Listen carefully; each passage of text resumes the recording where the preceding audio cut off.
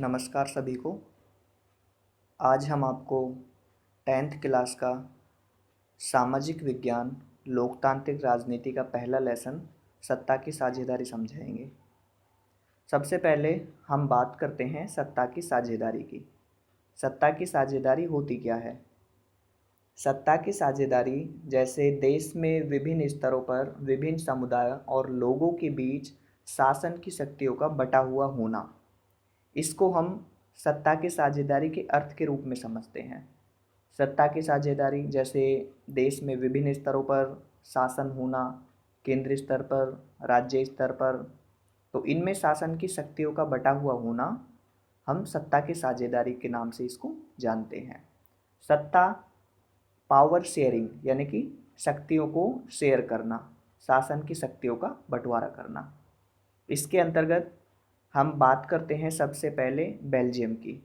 जैसा आप स्क्रीन पे देख पा रहे हो, बेल्जियम में मैंने 59% फ्लेमिश, डच, 40% वेलोनिया फ्रेंच और 1% जर्मन भाषी स्क्रीन पे लिखा हुआ है।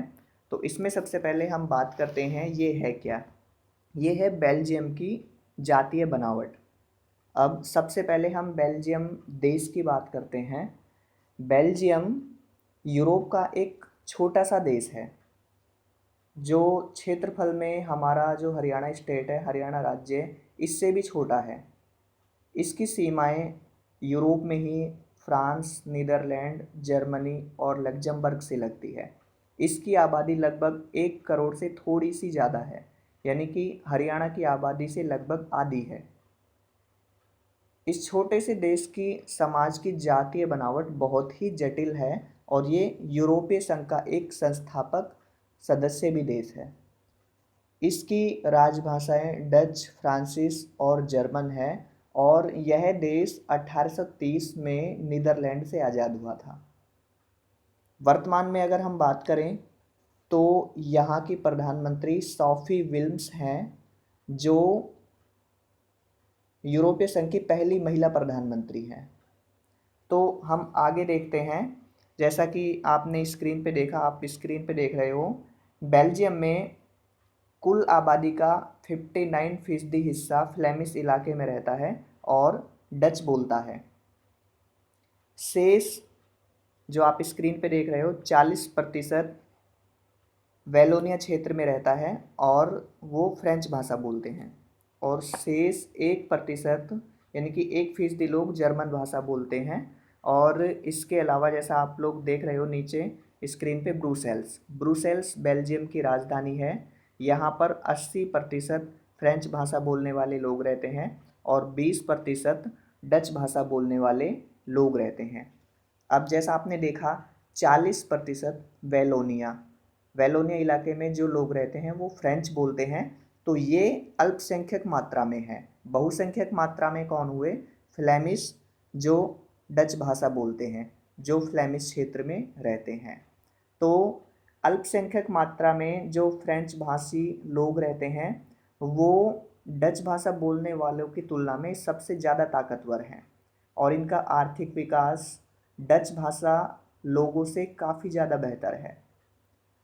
अब हम आगे बात करते हैं। जैसे 1950 और 1960 के दशक में फ्रेंच भाषा बोलने वाले और डच भाषा बोलने वाले लोगों के बीच तनाव ज़्यादा बढ़ने लगा और यहाँ पर एक तरह की समस्या ये थी कि धन और समृद्धि के मामले में डच बोलने वाले लोग सबसे इनसे फ्रेंच भाषा बोलने वाले लोगों से अधिक कमज़ोर थे। तो आपने ये देखा कि 59% जो फ्लेमिश क्षेत्र में लोग रहते हैं वो डच बोलते हैं।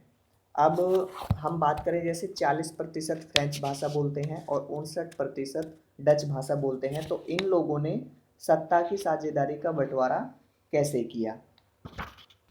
जब इन लोगों के बीच, इन समुदायों के बीच ज़्यादा तनाव बढ़ने लगा तो 1970 से 1993 के बीच इन लोगों ने, बेल्जियम के लोगों ने, बेल्जियम के नेताओं ने अपने संविधान में 4 संशोधन किए ताकि सत्ता की साझेदारी को ढंग से या अच्छे से अपने लोगों में, अपने नागरिकों में बांट सकें। 1970 से 1993 के बीच इन्होंने 4 संशोधन किए। सबसे पहला संशोधन इन्होंने अपने संविधान में किया। केंद्र सरकार में डच और फ्रेंच भाषा बोलने वाले मंत्रियों की संख्या समान रहेगी। केंद्र सरकार जो सेंट्रल गवर्नमेंट होती है, इन्होंने, इसके नेताओं ने संशोधन संविधान में किया कि जो मंत्री हैं, मंत्रिमंडल में जो मंत्री होते हैं, डच भाषा बोलने वाले और फ्रेंच भाषा बोलने वाले मंत्रियों की संख्या समान रहेगी, ताकि इनमें कोई टकराव की भावना पैदा ना हो। और कोई कानून तभी बन सकता है जब इन दोनों मंत्रियों की राय एक मत होगी। दूसरा संशोधन इन्होंने ये किया, केंद्र सरकार शक्तियों को क्षेत्रीय सरकारों को सौंप देगी।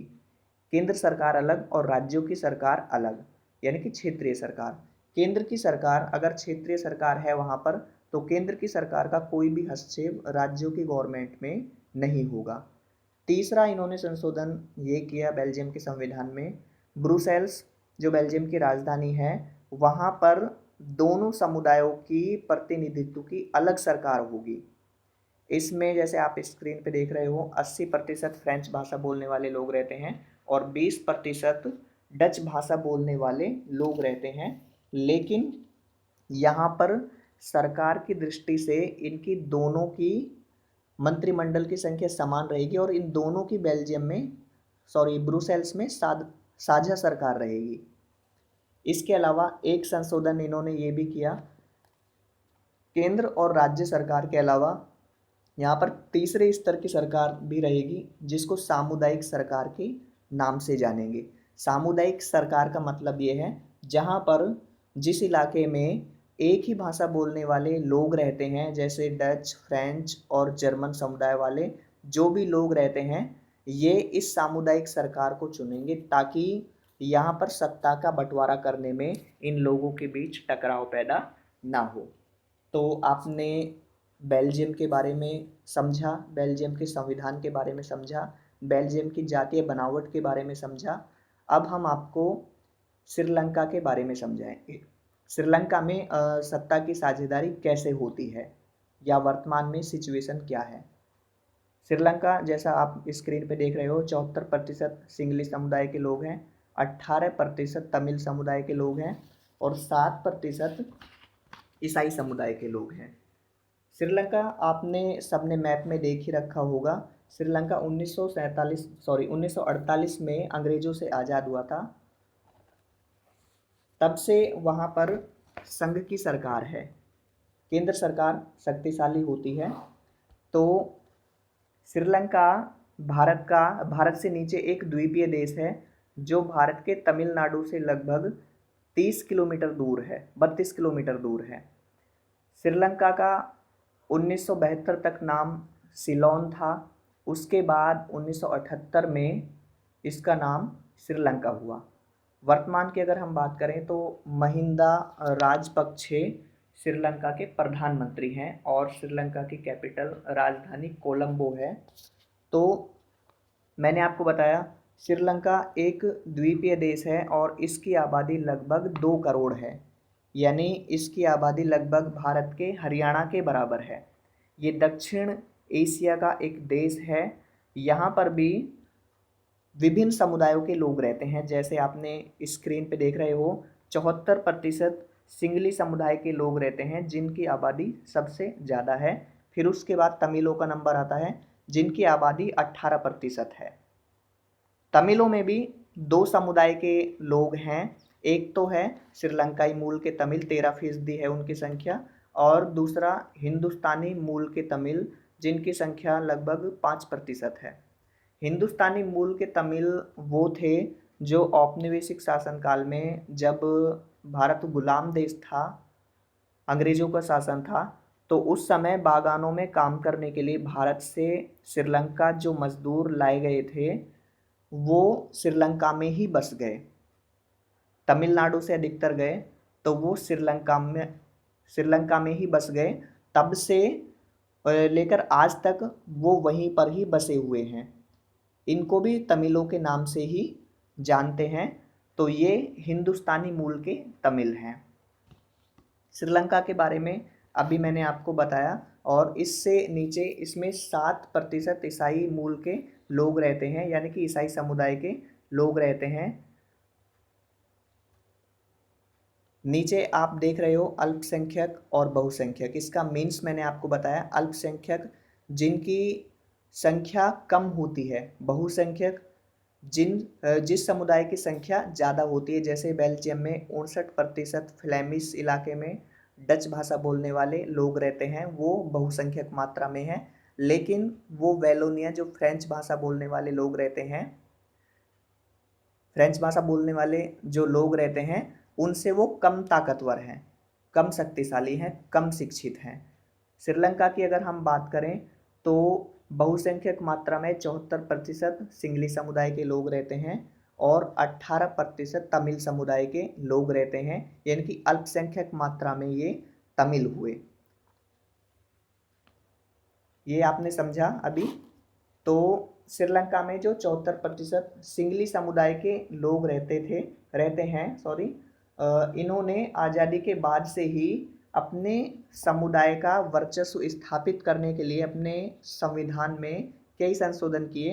1956 में श्रीलंका में एक कानून बना जिसमें इन्होंने सिंगली समुदाय को राजभाषा घोषित किया और बौद्ध धर्म को श्रीलंका का राजधर्म घोषित किया।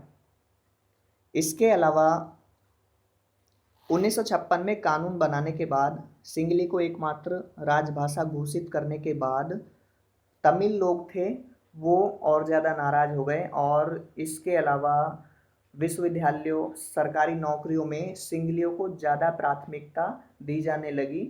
इस वजह से तमिलों की नाराज़गी और ज़्यादा बढ़ गई और उनमें शासन को लेकर और ज़्यादा नाराज़गी बढ़ गई और वो सिंगली समुदाय के लोगों से नाराज़ रहने लगे। इन दोनों के बीच टकराव यानी कि गृह युद्ध की स्थिति ऐसी हुई कि इस समुदाय के लोगों ने अपना सत्ता की साझेदारी तो की, लेकिन इन दोनों ही समुदायों के बीच, सिंगली और तमिल समुदायों के बीच जो गृह युद्ध की नौबत है वो वर्तमान में भी चल रही है। यानी कि आज भी सिंगली समुदाय और तमिल समुदाय के बीच भेदभाव की स्थिति है और वर्तमान में भी वहाँ पर गृह युद्ध की सी स्थिति बनी रहती है। आपने सत्ता की साझेदारी के अंतर्गत बेल्जियम और श्रीलंका का मॉडल पढ़ा, सुना, समझा। इसके अलावा हम बात करते हैं सत्ता की साझेदारी के रूप कौन कौन से होते हैं। सत्ता की साझेदारी का अर्थ मैंने आपको बताया, यानी कि सत्ता का विभाजन करना, शासन के अंगों के बीच या शासन की शक्तियों का बटा हुआ होना, विभिन्न सरकारों को सौंपना, वो होती है सत्ता की साझेदारी। सबसे पहले हम बात करते हैं सरकार के अंग। सत्ता की साझेदारी के अंतर्गत जो सरकार के अंग बटे हुए होते हैं वो 3 स्तर पर बटे हुए होते हैं। व्यवस्थापिका, कार्यपालिका, सरकार के अंग। सरकार के अंग के अंतर्गत हम बात करते हैं व्यवस्थापिका, कार्यपालिका और न्यायपालिका। व्यवस्थापिका जो देश के अंतर्गत कानून बनाती है। दूसरा कार्यपालिका, कार्यपालिका का काम होता है कानूनों को लागू करना, व्यवस्थापिका द्वारा बनाए गए कानूनों को लागू करना। सरकार के अंग, सरकार का जो तीसरा अंग है वो है न्यायपालिका। न्यायपालिका का काम है न्याय करना। तो सरकार के 3 अंग होते हैं जो सेंट्रल गवर्नमेंट के भी अंतर्गत होते हैं और स्टेट गवर्नमेंट के भी अंतर्गत होते हैं, राज्यों की सरकारों के भी अंतर्गत होते हैं। तो सरकार के 3 अंग मैंने आपको बताए, व्यवस्थापिका, कार्यपालिका और न्यायपालिका। ये तीनों ही स्तर के अंग अपने अपने अलग अलग क्षेत्र में काम करते हैं। ये भी सत्ता की साझेदारी का एक रूप होता है। दूसरा हम बात करते हैं सरकार के स्तर। जैसा भारत में संघात्मक सरकार है, संघात्मक सरकार में शासन के पहले तो 2 स्तर थे, अब भारत में 3 स्तर है 1992 के बाद से। तो संघात्मक शासन में शासन के 2 या 2 से अधिक स्तर पाए जाते हैं। भारत में इसका तीसरा स्तर भी है, केंद्र स्तर पर, राज्य स्तर पर और स्थानीय स्तर पर। ये तीनों ही अलग अलग क्षेत्र अपने अपने अलग अलग सामुदायिक सरकार के अंतर्गत काम करते हैं। तो सबसे पहला केंद्र स्तर पर, दूसरा राज्य स्तर पर, तीसरा स्थानीय स्तर पर। ये क्या होते हैं? ये सरकार के स्तर होते हैं। अब हम अगला बात करते हैं, सामुदायिक स्तर पर सत्ता की साझेदारी कैसे होती है। सामुदायिक स्तर पर जैसे हम बेल्जियम के मॉडल की बात करें, बेल्जियम के मॉडल के अंतर्गत बेल्जियम ने सामुदायिक स्तर पर भी अपनी सरकार बनाई थी। तो इसका काम क्या है, जहाँ पर विभिन्न भाषा बोलने वाले लोग रहते हैं, यानी कि विभिन्न भाषाई समुदाय या एक ही भाषा समुदाय के लोगों की संख्या अगर ज़्यादा है तो वो शासन में अपने समूह की भागीदारी भी करते हैं। सामुदायिक स्तर पर जैसे भारत में स्थानीय स्तर की सरकार है, पंचायती राज की सरकार है, जहाँ पर स्थानीय लोग शासन करते हैं। तो ये भी सामुदायिक स्तर पर एक तो जैसे भाषा के आधार पर अपने नेताओं का चुनाव हुआ, या पंचायती राज के अंतर्गत अपने स्थानीय लोगों का चुनाव हुआ, ये भी सत्ता की साझेदारी का एक रूप होता है। अब हम बात करते हैं चौथे पॉइंट की, दबाव समूह और राजनीतिक दल। दबाव समूह और राजनीतिक दल, इसका सत्ता की साझेदारी में होना, अगर लोकतांत्रिक देश है तो उसमें राजनीतिक दल और दबाव समूह का होना बहुत ही ज़्यादा जरूरी होता है। राजनीतिक दल चुनाव लड़ते हैं, सरकार बनाने में और विपक्षी पार्टियों में भूमिका निभाने में अपना महत्वपूर्ण योगदान देते हैं। और दबाव समूह दबाव समूह राजनीतिक भी हो सकते हैं और गैर राजनीतिक भी हो सकते हैं। दबाव समूह का काम ये होता है, सरकार या शासन से अपनी मांगों को मनवा लेना, यानी कि सरकार पर दबाव डालकर अपनी मांगों को मनवा लेना। भारत में बहुदलीय व्यवस्था है, यानी कि दो से ज़्यादा राजनीतिक दल पाए जाते हैं। तो राजनीतिक दल और दबाव समूह ये भी सत्ता की साझेदारी के रूप होते हैं, जो सत्ता की साझेदारी में अपना महत्वपूर्ण योगदान देते हैं। तो आज मैंने आपको सत्ता की साझेदारी वाला चैप्टर समझाया। आज के चैप्टर में हम इतना ही समझेंगे। धन्यवाद।